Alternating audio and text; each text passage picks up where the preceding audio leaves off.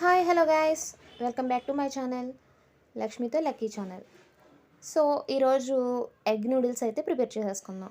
బయట అచ్చం ఎలా అయితే ఉంటుందో అదే స్టైల్లో, అదే మోడల్గా, అదే టేస్టీతో మీకు ముందుకి ఈ ఎగ్ నూడిల్స్ అయితే తీసుకొచ్చేసాను. దీన్ని ఎలా ప్రిపేర్ చేసుకునే వాళ్ళు ఫస్ట్ చూసేయండి. ఫస్ట్గా ఒక బౌల్ తీసుకుని అందులో ఆ నూడిల్స్ ఉడకడానికి సరిపడే వాటర్ తీసుకుని అందులో కొద్దిగా సాల్ట్ తీసుకుని మనం నూడిల్స్ని అందులో వేసేసుకుని జస్ట్ ఒక 2 to 3 మినిట్స్ ఉడికించుకుంటే నూడిల్స్ అయితే సరిపోతుంది. బాగా ఎక్కువ ఉడికించుకున్న అవి బాగా పేస్ట్ కింద అయిపోతుంది. సో అలా అటు ఇటు వాటిని కలుపుతూ ఒక 2 to 3 మినిట్స్ అయితే ఉడికించేసుకోవాలి. ఇవి ఉడికిపోయిన తర్వాత ఆ వాటర్ని అంతటిని ఫిల్టర్ చేసేసుకొని ఒక ప్లేట్లోకి తీసేసుకోవాలి ఈ నూడిల్స్ బాగా చల్లారిపోవాలి. అదే చల్లారకుండా వేసేసామంటే ఆల్మోస్ట్ అవి పాడైపోయినట్టే, ఆ టేస్ట్ అయితే రాదు. సో ఇది బాగా చల్లారిపోవాలి. చూడండి, ఇలా చల్లారి పెట్టేసుకోవాలి. నెక్స్ట్ ఇందులో కావాల్సిన ఏంటో చూసేయండి. ఆనియన్స్, అలాగే మిర్చి, క్యారెట్, కరివేపాకు, అలాగే క్యాబేజ్ కూడా వేసుకోవాలి. నా దగ్గర లేక నేను క్యాబేజ్ని వేయలేదు. సో క్యాబేజ్ వేసుకోవడం వల్ల కూడా మంచి టేస్ట్ వస్తుంది. తర్వాత ఒక బౌల్ పెట్టుకుని అందులో 4 టేబుల్ స్పూన్ వరకు ఆయిల్ వేసుకుని మనం కట్ చేసుకోవాలనుకున్నాయన్నీ వేసేసుకుందాం. ఫస్ట్గా ఇందులో ఎగ్స్ 2 to 3 ఎగ్స్ అయితే నేను వేసేసుకున్నాను. ఈ 3 ఎగ్స్ని వేసేసుకుని బాగా దీన్ని మిక్స్ చేసుకోవాలి. అంటే చిన్న చిన్న పీసులు అయ్యేలాగా వేసుకుని బాగా వేయించుకోవాలి. చూడండి, ఇలా వేయించుకోవాలి. సో ఇలా వేగిన తర్వాత మనం కట్ చేసి పెట్టుకున్నాం కదా, అవన్నీ అందులో వేసేయాలి. దీంట్లో మస్ట్ అండ్ షుడ్గా ఉండేది ఏంటో తెలుసండి, కరివేపాకు అండి. కరివేపాకు లేకపోతే మాత్రం ఈ టేస్ట్ అయితే సరిగా రాదు. సో కరివేపాకు మాత్రం వేసుకోవాలి. అలాగే క్యాబేజ్, ఇవి నేను కట్ చేసినవన్నీ మీకు చూపించాను కదా, అలాగన్నీ వేసేసుకోవాలి. సో ఎగ్ అయితే బాగా కుక్ అయిపోయింది కదా, ఇప్పుడు మనం కట్ చేసుకున్నవన్నీ వేసేసుకుందాం. అలాగే ఫస్ట్ టైం కానీ నా ఛానల్ ఎవరైనా చూసినట్లయితే మాత్రం సబ్స్క్రైబ్ చేసుకోండి. మీకు ఈ రెసిపీ నచ్చినట్లయితే మాత్రం కామెంట్ సెక్షన్లో కామెంట్ చేయండి, లైక్ చేయండి, షేర్ చేయండి. నా ఛానల్ మాత్రం సబ్స్క్రైబ్ చేసుకోవడం మర్చిపోకండి. సో ఇవన్నీ వేసేసుకున్న తర్వాత ఇందులోకి కొద్దిగా సాల్ట్ని కూడా యాడ్ చేసుకుందాం.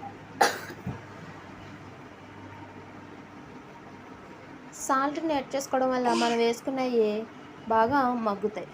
సో కొద్దిగా సాల్ట్ అంటే ఇంకా మనకి టేస్ట్ సరిపడే సాల్ట్ అయితే వేసేసుకోండి. మీకు ఎంత టేస్ట్కి సరిపడుతుంది, ఆల్రెడీ నూడిల్స్లో మనం సాల్ట్ వేసాం.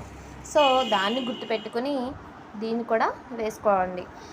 సో మనం సాల్ట్ అయితే వేసేసుకున్నాం కదా, సో ఇవి బాగా మగ్గాలి. సో మగ్గిన తర్వాత నేను సోయా సాస్ ఒక 2 టేబుల్ స్పూన్ వరకు వేసేసాను. సోయా సాస్ వేసుకోవడం వల్ల కూడా బాగుంటుంది. ఇంకో విషయం ఏంటంటే, ఈ సాస్లు ఏమీ లేకుండా చేసుకున్నా కూడా చాలా అంటే చాలా బాగుంటుంది. సో మా ఇంట్లో ఉన్నది కాబట్టి నేను సోయా సాస్ వేసాను. మీరు లేకపోయినా ఏం ప్రాబ్లం లేదు, ఏముంటే అవి పెట్టి చాలా టేస్టీగా అయితే చేసుకోవచ్చు. సో తర్వాత చికెన్ మసాలా, గరం మసాలా వేసుకొని బాగా దీన్ని కూడా ఒకసారి కలిపేసుకొని, ఇవి కలిపేసుకున్న తర్వాత మనం చల్లారి పెట్టుకున్నాం కదా నూడిల్స్ని, అవి కూడా అందులో వేసేసుకోవాలి.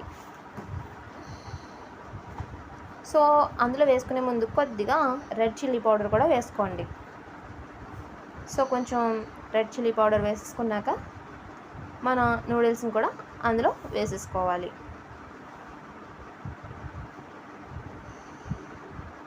చూడండి, ఇవి బాగా ఫ్రై అయిపోయినాయి కదా.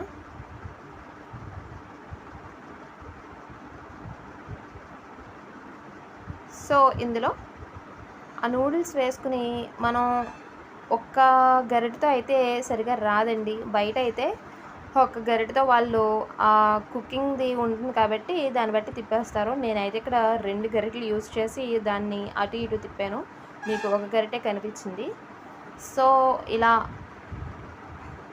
తిప్పుకుంటే అవి బాగా కలిసేలా తిప్పుకుంటే మన నూడిల్స్ ఒక 2 నిమిషాలు కుక్ చేసుకుంటే సరే ఎగ్ నూడిల్స్ రెడీ అయిపోతుంది. టేస్టీగా చాలా అంటే చాలా బాగుంటుంది. అచ్చం మనం బయట అయితే ఎలా చేయించుకుంటామో సేమ్ అదే అలా అదే టేస్ట్ వస్తుంది. సో చాలా ఈజీ ప్రాసెస్ అండి. మనం బయటే చేయించుకోక్కర్లేకుండా ఇలా ఇంట్లో కూడా చేసుకోవచ్చు. అలాగే అందరం కూడా తినొచ్చు. చాలా ఈజీ ప్రాసెస్ మీరే చూసారుగా. సో అంతేనండి, ఎగ్ నూడిల్స్ అయితే రెడీ అయిపోయింది. ఇందులోకి ఆనియన్స్, అలాగే టమాటో సాస్, అలాగే నిమ్మకాయ, లెమన్ కూడా యూస్ చేసుకుంటే ఆహా వారెవ్వా అనాల్సిందే. సో ఎగ్ నూడిల్స్ అయితే super and wow. And thank you for watching.